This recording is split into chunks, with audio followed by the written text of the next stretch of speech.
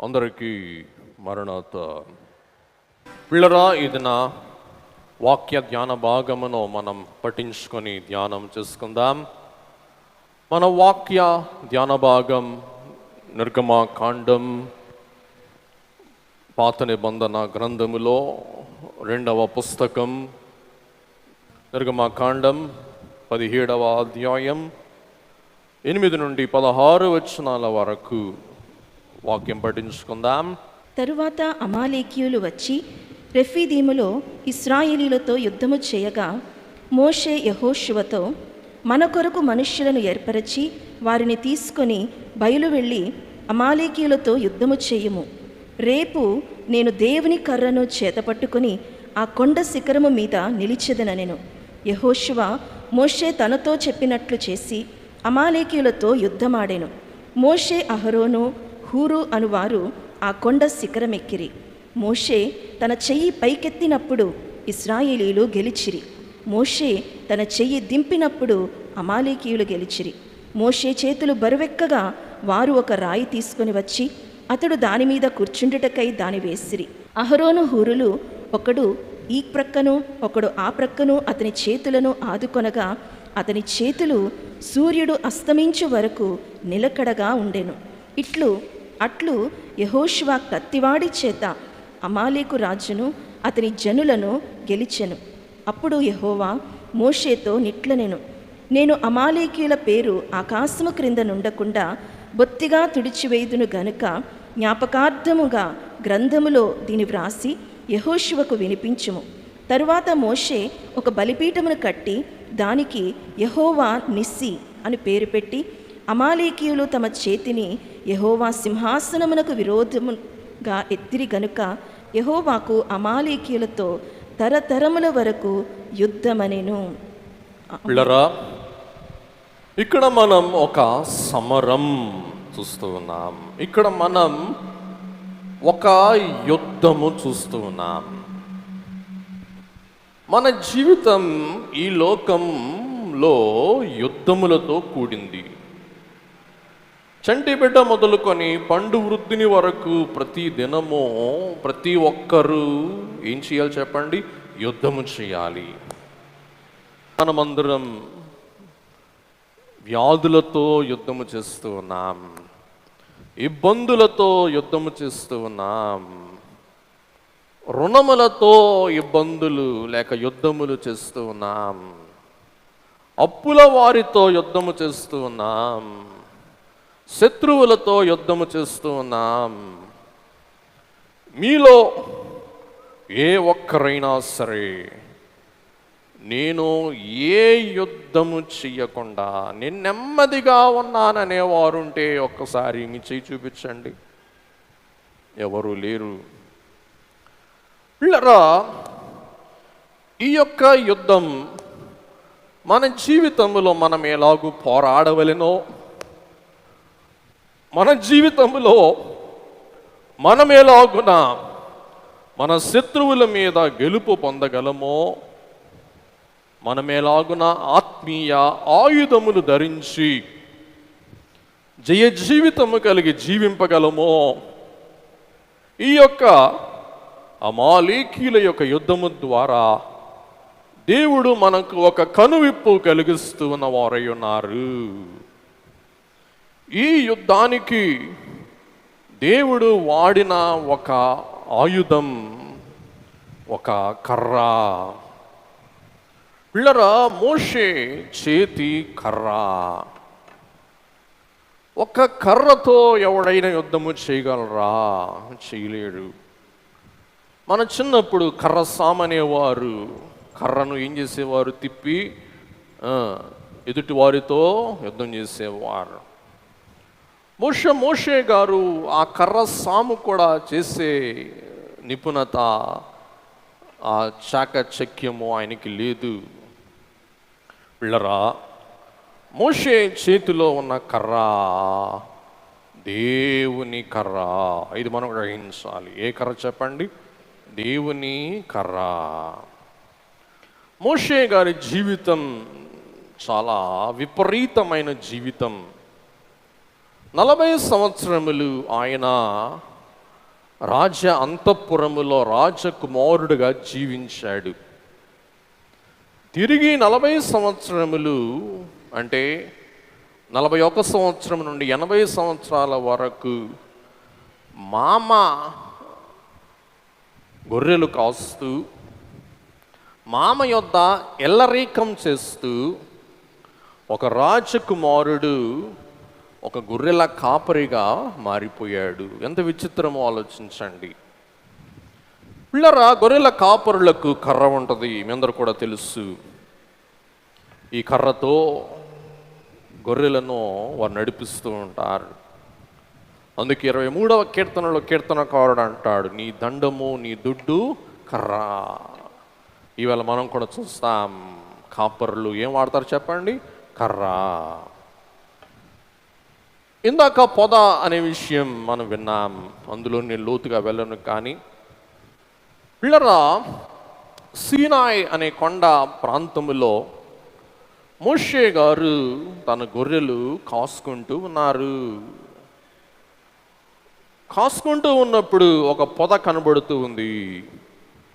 ఆ పొద మండుతుంది, కానీ ఆ పొద ఏమవ్వలేదు, కాలిపోలేదు. ఏదైనా మండితే ఏమైపోద్ది చెప్పండి? కాలిపోద్ది. కానీ పొద మండింది, కానీ ఏమవ్వలేదంటండి, కాలిపోలేదు. ఇదేం విచిత్రం అని మోషే చూద్దామని కొండెక్కినప్పుడు దేవుడు, మోషే నీ చేతిలో ఉన్నది ఏంటి అంటే, మోషే గారు అన్నారు కర్ర. దీని క్రింద పడవేయి అన్నప్పుడు పడవేశాడు. పాము అయింది. పామును తోకతో పట్టుకోమన్నారు, మరలా కర్ర అయింది. పిల్లరా, దేవుని వాక్యములో సెలవివ్వబడిన మాట దేవుని కర్ర.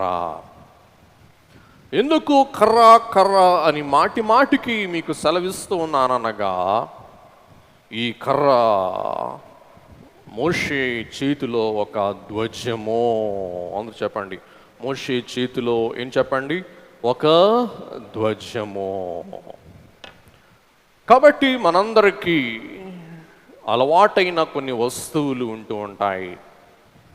ఆ వస్తువులను బట్టి మనం గుర్తింపబడుతూ ఉంటాము. అలాగే మోషే యొక్క ధ్వజము, మోషే యొక్క గుర్తింపు ఏం చెప్పండి? కర్ర, చేతి కర్ర. పిల్లరా, సామాన్య కర్ర, కానీ దేవుడు ఈ కర్రలో తన శక్తి ఉంచిన వారై ఉన్నారు. అలాగే ఈవేళ మనకు కూడా ఒక కర్ర కనబడుతుంది. మనకు ధ్వజముగా దేవుడు ఏర్పాటు చేసిన కర్ర. ఆ కర్రే సిలువ. విశ్వాసికి ధ్వజము, క్రైస్తవునికి ధ్వజము, క్రైస్తవునికి ఆయుధము, క్రైస్తవ విజయమునకు సాధనము సిలువ ధ్వజము. కాబట్టి సిలువ ద్వారా, సిలువ శక్తి ద్వారా, సిలువ రక్తము ద్వారా, సిలువయో ప్రభువు చేసిన బలియాగము ద్వారా మనకు జయము కలుగుతూ ఉన్నది. సిలువ నశించు వారికి వెర్రితనము, కానీ రక్షింపబడు వారికి ఏం చెప్పండి? దేవుని శక్తి, దేవుని శక్తి. సిలువ గుర్తు వేసుకుంటే చూసేవారు ఏంటి పిచ్చివారా అనుకుంటారు, కానీ సిలువ గుర్తులో ఉన్న శక్తి ఎవరికి తెలుసు? విశ్వాసులమై ఉన్న మనకు తెలుసు. మా మామగారు మీకు చాలాసార్లు చెప్పాను, సందర్భం బట్టి ఇంకోసారి చెప్తున్నాను. దైవజనుడు దేవదాసయ్య గారు చేర్చుకున్న మేరీ చల్లమ్మ గారు, వారి సమాధి ఇక్కడే ఉంటుంది, అయ్యగారి సమాధి పక్కన. వారు మా చిన్నప్పుడు ఒక కథ చెప్పేవాళ్ళది. ఏంటంటే, ఒక సువార్థికుడు తన సతీమణి ఒక ఊరు నుండి ఇంకో ఊరికి వెళ్తున్నారంటండి. వెళ్తూ ఉంటే చీకటి పడింది, వారికి అలసట కలిగింది. ఇక నడవలేక ఎక్కడో ఒక చోట విశ్రాంతి తీసుకుందామని అనుకున్నప్పుడు అక్కడ వారికి ఒక సమాధి, శ్మశానం కనబడుతూ ఉంది. సరే, వీరు విశ్వాసులు కాబట్టి ఆ సమాధి శ్మశానం దగ్గరికి వెళ్ళి 2 మంచి సమాధులు చూసుకొని, శుభ్రం చేసుకొని, దుమ్ము దులుపుకొని, చక్కగా తువాలు వేసుకొని లేక దుప్పటి వేసుకొని ఆ సమాధి దగ్గర మోకరించి ప్రార్థన చేసుకుంటున్నారు. ప్రార్థన చేసుకున్న మీదట వారి అలవాటు ఏంటంటే వారి చుట్టూ సిలువ గుర్తులు వేసుకున్నారంట.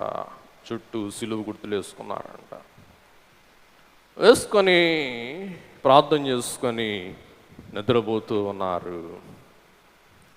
మధ్యరాత్రి వేళ శబ్దాలు అవుతున్నాయంట.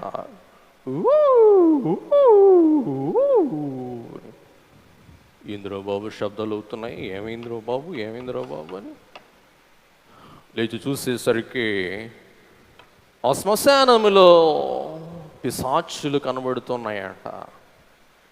అవి మాట్లాడుకుంటూ ఉన్నాయంట. వీరు ఓటి కొండలే కానీ వీరికి రాజ్యముద్ర ఉంది. అందరూ చెప్పండి ఒకసారి. వీరు ఓటి కొండలే కానీ వీరికి ఏముంది చెప్పండి? రాజ్యముద్ర. బహుశా ఇదే అలవాటు మీలో చాలామందికి ఉంటుంది అనుకుంటాను.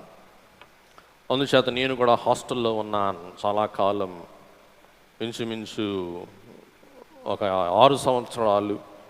ఇంచుమించు గుంటూరులో నేనేం చదువుకోలేదు, అంత బయటే చదువుకున్నాను. ఎక్కడ పండుకున్నా, ఏ కొత్త స్థలంలో పండుకున్నా. ఇప్పుడంటే కాస్తంత ధైర్యం, అప్పుడంటే చిన్నవాడిని కదా, కుర్రవాడిని కదా అని చేత పండుకునేటప్పుడు చుట్టూ సిలువ వేసుకొని హాయిగా నిద్రపోయేవాడిని అన్నమాట. ఎందుకు ఈ సంఘటన చెప్పానంటే, మనల్ని కాయుటకు మనకు ఏ ముద్ర ఉంది? మీరు మాట్లాడాలా? ఏ ముద్ర? రాజ్యముద్ర, సిలువ ధ్వజము. పిల్లరా, మోషే గారికి అలవాటుగా మారిపోయింది. చేతికి విడదీయరాని ఒక వస్తువుగా మిగిలిపోయింది ఏంటంటే కర్ర. పిల్లరా, ఈ కర్రే ఐగుప్తులో శాపాలు రప్పించింది. ఈ కర్రే ఐగుప్తులో తెగుళ్ళు తప్పించింది. ఈ కర్రే ఎర్ర సముద్రాన్ని పాయలు చేసింది. ఈ కర్రే ఎర్ర సముద్రాన్ని తిరిగి కలిపేసింది. ఎర్ర సముద్రాన్ని పాయలు చేసిందే కర్ర. ఫరో సైన్యము 6 నెలలు నడుస్తూ ఉండగా తిరిగి ఎర్ర సముద్రం పాయల్ని మరలా ఒకటి చేసిందే ఈ కర్ర. అటుపిమ్మట వారికి నీరు లేనప్పుడు దేవుని మాటను బట్టి బండతో కర్ర పెట్టి కొట్టు మోషే అని దేవుడు అనగా, దేవుని మాటను బట్టి మోషే బండను కొట్టగా నీరు ప్రవహించింది. ఎక్కడ అనగా రెఫదీములో. ఈ కర్ర వారికి ఆకాశము నుండి మన్నాను కురిపించింది. దేవదూతల ఆహారమును వారికి కురిపించింది. ఈ కర్ర వారి సప్పటి నోటికి మాంసం పెట్టింది. ఈ కర్ర తెగులు రప్పించింది, తెగులు తప్పించింది. ఈ కర్ర నీటిని పాయలు చేసింది, నీటిని ఏకము చేసింది. ఈ కర్ర ఆకాశము తట్టు చాపగా ఆహారం ఇచ్చింది. ఈ కర్ర మాంసము దయచేసింది. కాబట్టి మోషే గారికి దేవుని చేతిలోని కర్ర బాగా అచ్చి వచ్చింది. ఈ సమయంలో 8వ వచనం ఆరంభములో మనకు రాయబడిన మాట తరువాత. చదువుకుందాం ఒకసారి. తరువాత అమాలేకీయులు వచ్చి రెఫీదీములో ఇశ్రాయేలీయులతో యుద్ధము చేయగా మోషే యెహోషువతో, మన కొరకు మనుష్యులను ఏర్పరిచి వారిని తీసుకుని బయలు వెళ్ళి అమాలేకీయులతో యుద్ధము చేయుము. చూసారా? తరువాత అనగా వినండి, ఎర్ర సముద్రము దాటిన తర్వాత, నీరు తాగిన తర్వాత, ఆహారము తిన్న తర్వాత, మాంసము తిన్న తర్వాత వారికి ఇంకొక శోధన వచ్చింది. ఏంటి శోధన? శత్రు శోధన. అందరూ చెప్పండి, ఏం శోధన చెప్పండి? అందరూ చెప్పాలా? ఏ శోధన చెప్పండి? శత్రు శోధన. అందరం కలిసి పాడుకుందాం. శత్రువులెల్లా నన్ను చంపా చూచినలే, సెంబైనానే జడియానో. శత్రువులెల్లా నన్ను చంపా చూచిననే, లేసెంబైనానే జడియానో. మిత్రుల భక్తుల మేలైన ప్రార్థన మించున్ ధైర్యము విడువారు. నా మిత్రుల భక్తుల మేలైన ప్రార్థన మించున్ ధైర్యము విడువారు. కాబట్టి మోషే గారికి మిత్రుడు ఎవరు చెప్పండి? కర్ర.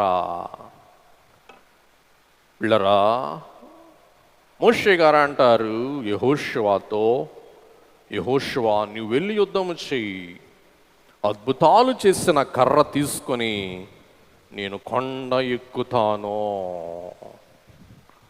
కొండ మీద నేను కర్రను ఎత్తి పట్టుకుంటాను, నువ్వు యుద్ధము చెయ్యి. పిల్లరా, అమాలేకీయులు. అమాలేకీయులు అనే మాటకు అర్థం నాకేవారు. అమాలేకు అనగా నాకేవారు. అందుచేత మనం ఇంకొక మాట అనుకుందాం. వినండి, అమ్మ నాకీయులు, నాకేవారు అన్నమాట. ఇల్లు కనబడ్డ వారందరినీ నాకేసేవాళ్ళు. ఈవేళ కూడా మనకి ఒక శత్రువు వచ్చాడు. ఆ శత్రువు పేరు కరోనా. ఈ శత్రువు అయిన కరోనా అందరిని ఏం చేస్తున్నాడు? నాకుతున్నాడు. ముందు నాకుతాడు, తర్వాత నొక్కుతాడు, తర్వాత